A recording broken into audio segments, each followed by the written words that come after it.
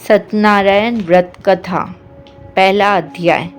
एक समय की बात है, नैशिरण्य तीर्थ में शौनकादिक 88,000 ऋषियों ने श्री सूत जी से पूछा, हे प्रभु, इस कलयुग में वेद विद्या रहित मनुष्यों को प्रभु भक्ति किस प्रकार मिल सकती है तथा उनका उद्धार कैसे होगा।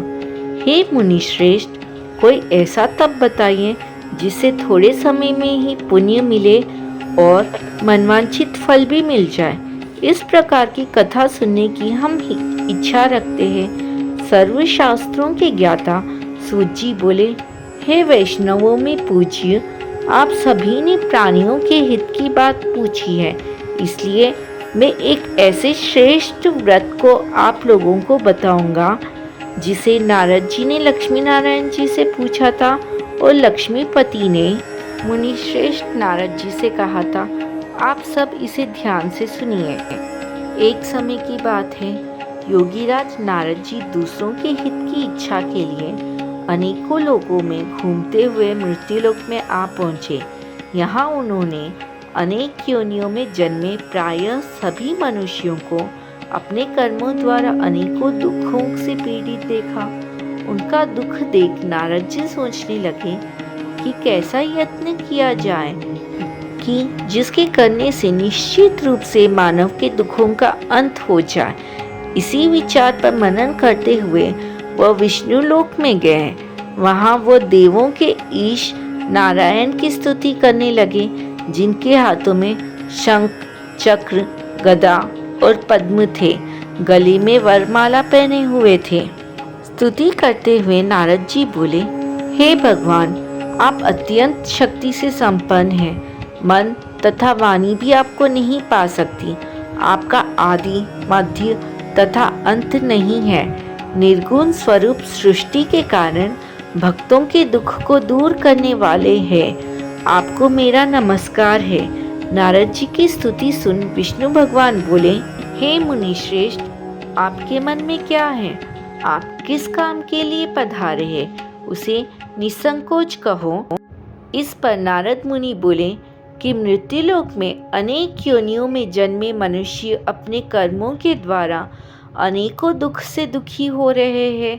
हे नाथ, आप मुझ पर दया रखते हैं तो बताइए कि वो मनुष्य थोड़े प्रयास से ही अपने दुखों से कैसे छुटकारा पा सकते हैं। इस पर श्री हरि बोले, हे नारद, मनुष्यों की भलाई के लिए तुमने बहुत अच्छी बात पूछी है, जिसके करने से मनुष्य मोह से छूट जाता है।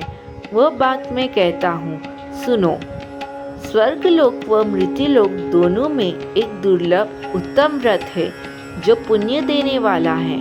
आज प्रेमवश होकर मैं उसे तुमसे कहता हूँ। श्री सत्यनारायण भगवान का यह व्रत अच्छी तरह विधान पूर्वक करके मनुष्य तुरंत ही यहाँ सुख भोग कर मरने पर मोक्ष पाता है। श्री हरि के वचन सुन नारद जी बोले कि उस व्रत का फल क्या है और उसका विधान क्या है। यह व्रत किसने किया था? इस व्रत को किस दिन करना चाहिए? सभी कुछ विस्तार से बताए। नारद जी की बात सुनकर श्री हरि बोले, दुख और शोक को दूर करने वाला, यह सभी स्थानों पर विजय दिलाने वाला है। मानव को भक्ति व श्रद्धा के साथ शाम को श्री सत्यनारायण की पूजा धर्म परायण होकर ब्राह्मणों व बंधुओं के साथ करनी चाहिए। भक्ति भाव से ही नैवेद्य, केले का फल, घी, दूध और गेहूं का आटा सवाया ले। गेहूं के स्थान पर साठी का आटा, शक्कर और गुड़ लेकर वह सभी भक्षण योग्य पदार्थों को मिलाकर भगवान को भोग लगाएं। ब्राह्मणों सहित बंधु बांधवों को भी भोजन कराएं। उसके बाद स्वयं भोजन करें। भजन कीर्तन के साथ भगवान की भक्ति में लीन हो जाएं। इस तरह से सत्यनारायण भगवान का यह व्रत करने पर मनुष्य की सारी इच्छाएं निश्चित रूप से पूरी होती है। इस कली काल अर्थात कलयुग में मृत्युलोक में मोक्ष का यही एक सरल उपाय बताया गया है। श्री सत्यनारायण व्रत कथा का पहला अध्याय संपूर्ण। बोले श्री सत्यनारायण भगवान की जय। सत्यनारायण भगवान की व्रत कथा का दूसरा अध्याय। सूत जी बोले, हे ऋषियों, जिसने पहले समय में इस व्रत को किया था उसका इतिहास कहता हूँ, ध्यान से सुनो। सुंदर काशीपुरी नगरी में एक अत्यंत निर्धन ब्राह्मण रहता था।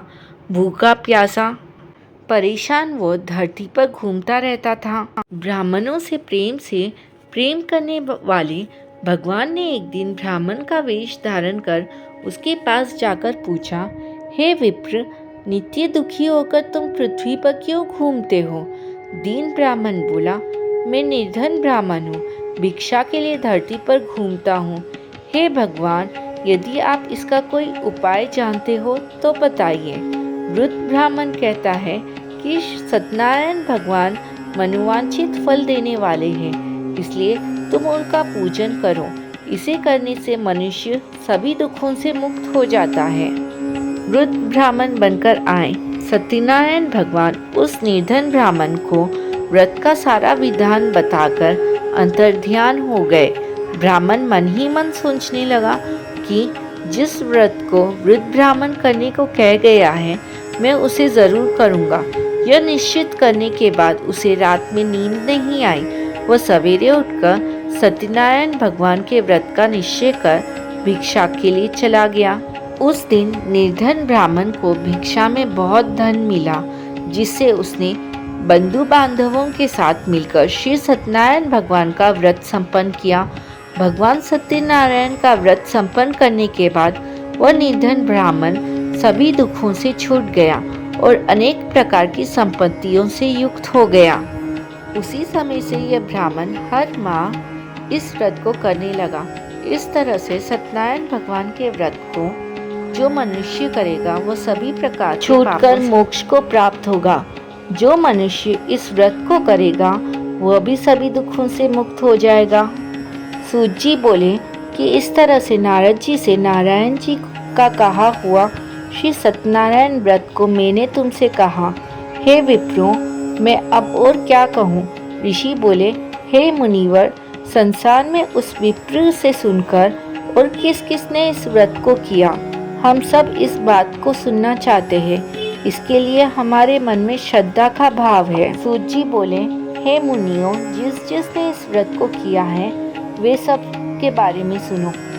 एक समय वही विप्र धन व ऐश्वर्य के अनुसार अपने बंधु बांधवों के साथ इस व्रत को करने को तैयार हुआ। उसी समय एक लकड़ी बेचने वाला बूढ़ा आदमी आया और लकड़ियां बाहर रखकर अंदर ब्राह्मण के घर में गया। प्यास से दुखी वह लकड़हारा उनको व्रत करते देख विप्र को नमस्कार कर पूछने लगा कि आप यह क्या कर रहे हैं तथा इसे करने से क्या फल मिलेगा, कृपया मुझे भी बताएं। ब्राह्मण ने कहा कि सब मनोकामनाओं को पूरा करने वाला यह सत्यनारायण भगवान का व्रत है। इनकी कृपा से ही मेरे घर में धन धान्य आदि की वृद्धि हुई है। विप्र से सत्यनारायण व्रत कथा के बारे में जानकर लकड़हारा बहुत प्रसन्न हुआ। चरणामृत लेकर वह प्रसाद खाने के बाद वह अपने घर गया। लकड़हारे ने अपने मन में संकल्प किया कि आज लकड़ी बेचने से जो धन मिलेगा उसी से श्री सत्यनारायण भगवान का उत्तम व्रत करूंगा। मन में इस विचार को ले बूढ़ा आदमी सिर पर लकड़ियां रखकर उस नगर में बेचने गया जहां धनी लोग ज्यादा रहते थे। उस नगर में उसे अपनी लकड़ियों का दाम पहले से 4 गुना अधिक मिलता है।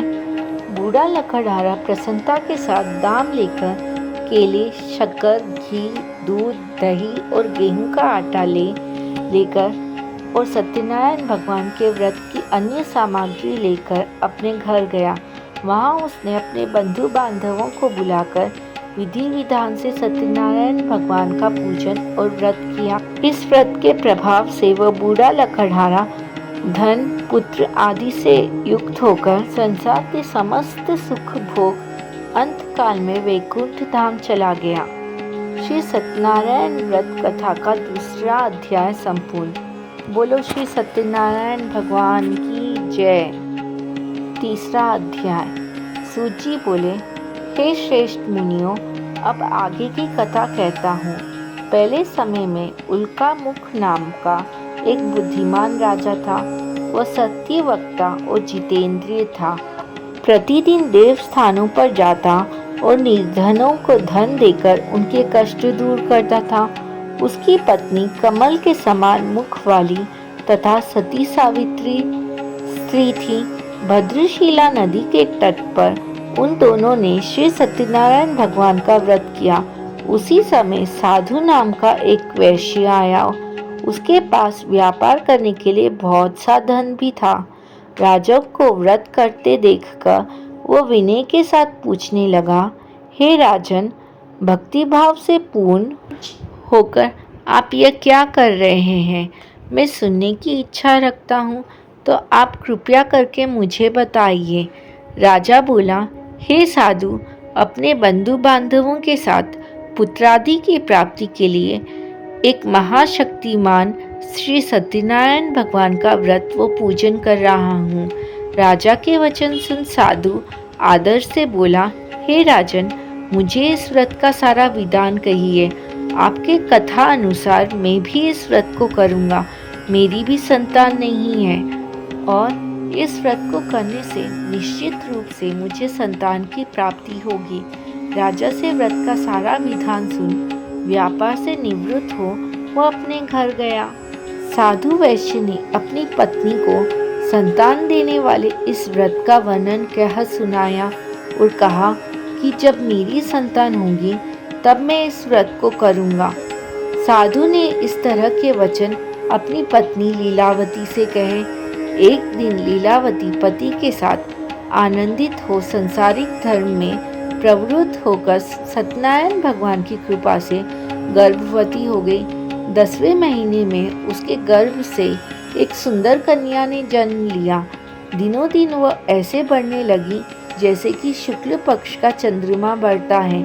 माता पिता ने अपनी कन्या का नाम कलावती रखा। एक दिन लीलावती ने मीठे शब्दों में अपने पति को याद दिलाया कि आपने सत्यनारायण भगवान के जिस व्रत को करने का संकल्प किया था उसे करने का समय आ गया है। आप इस व्रत को करिए। साधु बोला कि हे प्रिय, इस व्रत को मैं उसके विवाह पर करूँगा। इस प्रकार अपनी पत्नी को आश्वासन देकर वह नगर को चला गया। साधु ने एक बार नगर में अपनी कन्या को सखियों के साथ देखा तो तुरंत ही दूत को बुलाया और कहा कि मेरी कन्या के योग्य वर देख कर आओ। साधु की बात सुनकर दूत कंचन नगर में पहुंचा और वहां देखभाल कर लड़की के लिए सुयोग्य वानिक पुत्र को ले आया। सुयोग्य लड़की को देख साधु ने बंधु बांधवों को बुलाकर अपनी पुत्री का विवाह कर दिया। लेकिन दुर्भाग्य की बात थी कि साधु ने अभी भी सत्यनारायण भगवान का व्रत नहीं किया। इस पर श्री भगवान क्रोधित हो गए और श्राप दिया कि साधु को अत्यधिक दुख मिले। अपने कार्य में कुशल साधु बनिया जमाई को लेकर समुद्र के पास स्थित होकर रत्नासारपुर नगर में गया। वहां जाकर दामाद ससुर दोनों मिलकर चंद्रकेतु राजा के नगर में व्यापार करने लगे। एक दिन भगवान सत्यनारायण की माया से एक चोर राजा का धन चुराकर भाग रहा था। उसने राजा के सिपाहियों को अपना पीछा करता देख चुराया हुआ धन वहां रख दिया जहां साधु अपने जमाई के साथ ठहरा हुआ था। राजा के सिपाहियों ने साधु वैश्य के पास राजा का धन पड़ा देखा तो वह ससुर जमाई को दोनों को बांधकर प्रसन्नता से राजा के पास ले गए और कहा कि उन दोनों चोरों को हम पकड़ लाए हैं। आप आगे की कार्यवाही का आज्ञा दें। राजा की आज्ञा से उन दोनों को कठिन कारावास में डाल दिया गया और उनका सारा धन भी उनसे छीन लिया गया।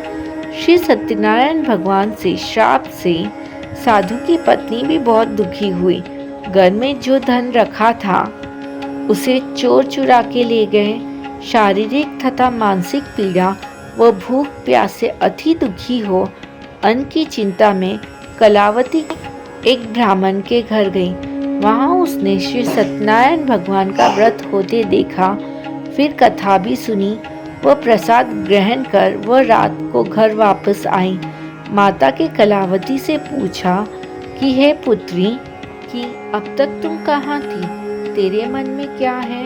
कलावती ने अपनी माता से कहा, हे माता, मैंने एक ब्राह्मण के घर में श्री सत्यनारायण भगवान का व्रत देखा है। कन्या के वचन सुन लीलावती भगवान के पूजन की तैयारी करने लगी। लीलावती ने परिवार व बंधुओं सहित सत्यनारायण भगवान का पूजन किया और उनसे वर मांगा कि मेरे पति तथा जमाई शीघ्र घर आ जाए। साथ ही यह भी प्रार्थना की कि हम सब का अपराध क्षमा करें। श्री सत्यनारायण भगवान इस व्रत से संतुष्ट हो गए और राजा चंद्रकेतु को सपने में दर्शन दे कहा, हे राजन, तुम उन दोनों वेश्यों को छोड़ दो और तुमने उनका जो धन लिया है उसे वापस कर दो।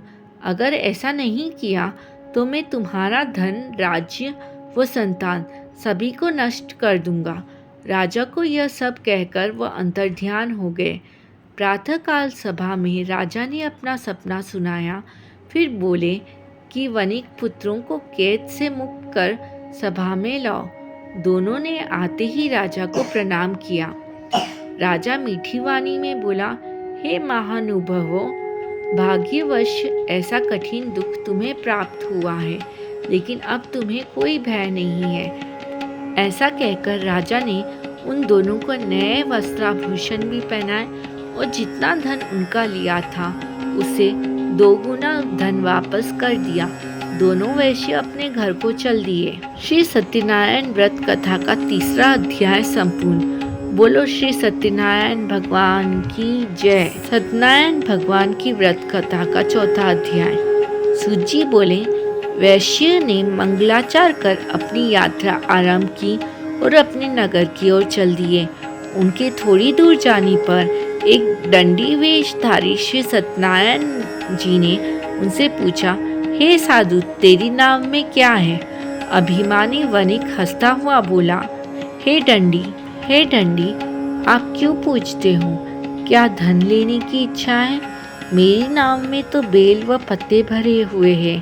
वैश्य के कठोर वचन सुन भगवान बोले, तुम्हारा वचन सत्य हो।